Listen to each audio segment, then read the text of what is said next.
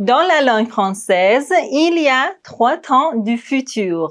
Le futur proche, le futur simple et le futur antérieur. Dans ces 3 vidéos, on a déjà appris le futur proche, le futur simple et la différence entre le futur proche et le futur simple.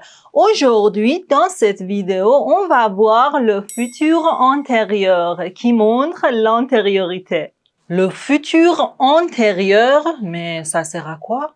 En général, le futur antérieur indique une antériorité par rapport à un autre temps du futur.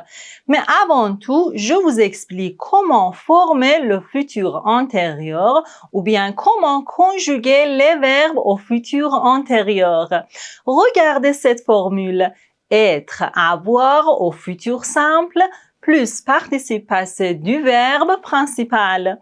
Donc, pour conjuguer les verbes au futur antérieur, il faut connaître la conjugaison des verbes être et avoir au futur simple. Je saurai, tu sauras, il saura, nous saurons, vous saurez, ils sauront, j'aurai, tu auras, il aura, nous aurons, vous aurez, ils auront. Et maintenant, je conjugue le verbe partir au futur antérieur.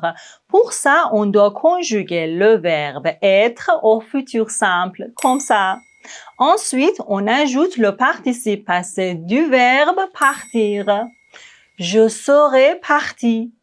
Tu seras parti. Il sera parti. Nous serons partis. Vous serez partis. Ils seront partis. Un autre exemple, le verbe manger. Pour conjuguer ce verbe au futur antérieur, il faut d'abord conjuguer le verbe avoir au futur simple, comme ça. Ensuite, on ajoute le participe passé du verbe manger. J'aurai mangé. Tu auras mangé. Il aura mangé.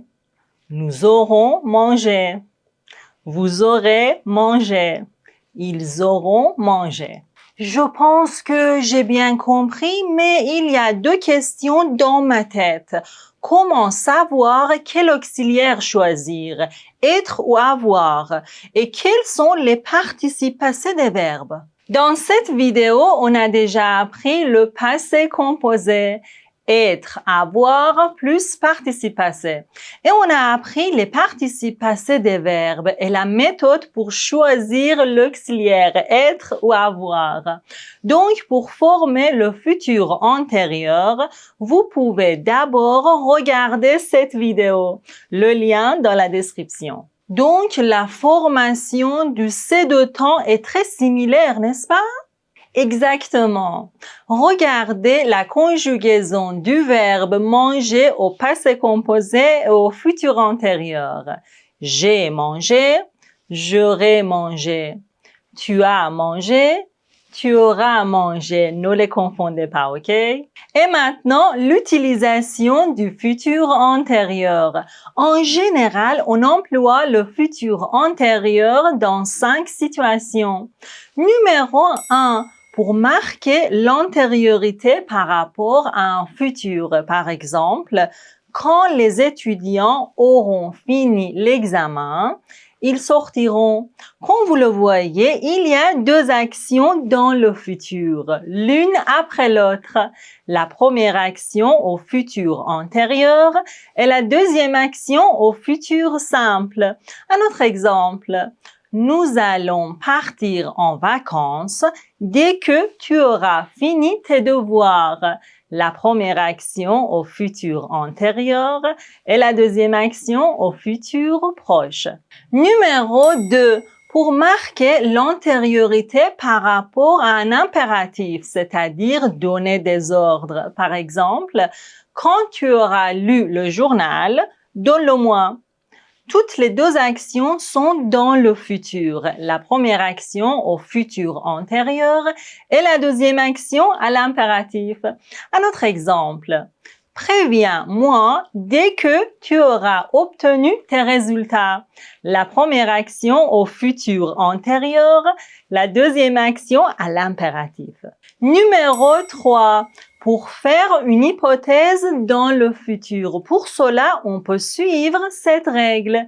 Si plus présent plus futur antérieur. Par exemple, si je pars maintenant, je serai arrivé à l'école. Ici, le futur antérieur montre la certitude d'une action. Si tu me téléphones à 16 heures, j'aurai fini mes devoirs, j'en suis sûre. Pour bien montrer cette certitude, on peut ajouter le mot déjà entre l'auxiliaire et le participe passé. Si je pars maintenant, je serai déjà arrivé à l'école. Si tu me téléphones à 16 heures, j'aurai déjà fini mes devoirs. Numéro 4. On peut employer le futur antérieur seul pour montrer la fin d'une action comme accomplie, c'est-à-dire certainement, sans doute par exemple, dans un mois, nous aurons déménagé, c'est certain. Il aura fini son rapport avant 18 heures, c'est-à-dire sans doute.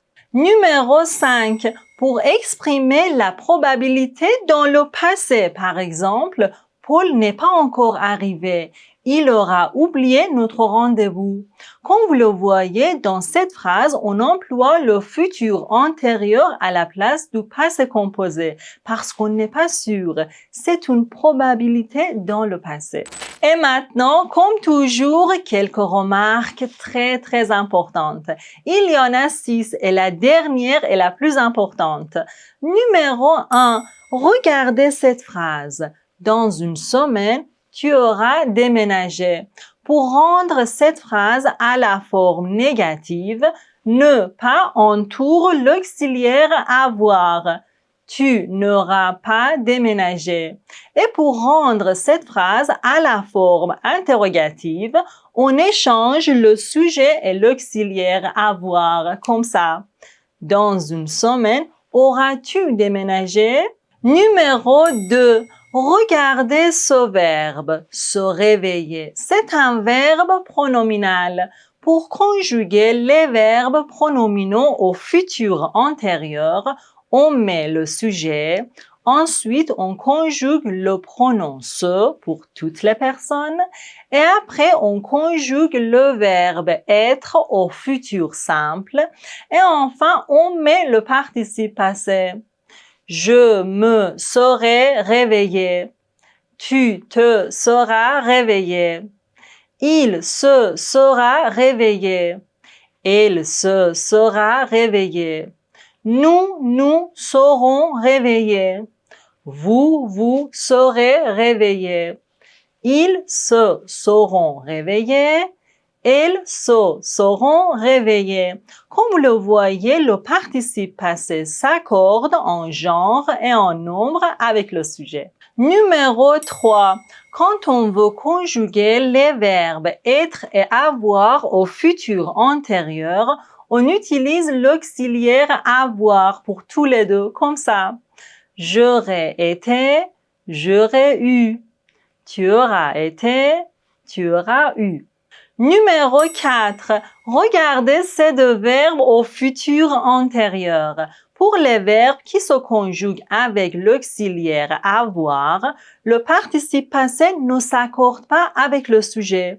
Mais pour les verbes qui se conjuguent avec l'auxiliaire être, le participe passé s'accorde en genre et en nombre avec le sujet. Numéro 5. Quand on emploie le futur antérieur pour marquer l'antériorité d'une action, on peut utiliser ces expressions de temps. Par exemple, une fois que j'aurai terminé mes études, je chercherai un emploi. Une fois que plus la première action et après on a la deuxième action. On peut aussi échanger leurs places comme ça. Je chercherai un emploi une fois que j'aurai terminé mes études. On arrive à la 6e et à la plus importante remarque. Regardez cette phrase. J'irai à la piscine après que j'aurai terminé mes devoirs. Dans cette phrase, il y a deux actions. La première action au futur antérieur, la deuxième action au futur simple. Mais pour ces deux actions, le sujet est le même, c'est-à-dire je. Donc, on peut raccourcir notre phrase. On supprime que, on supprime je en transformant l'auxiliaire avoir à l'infinitif. J'irai à la piscine après avoir terminé mes devoirs. Pour bien comprendre cette leçon, je vous propose de regarder ces deux vidéos sur le passé composé et les verbes pronominaux. Merci beaucoup et à très bientôt, j'espère.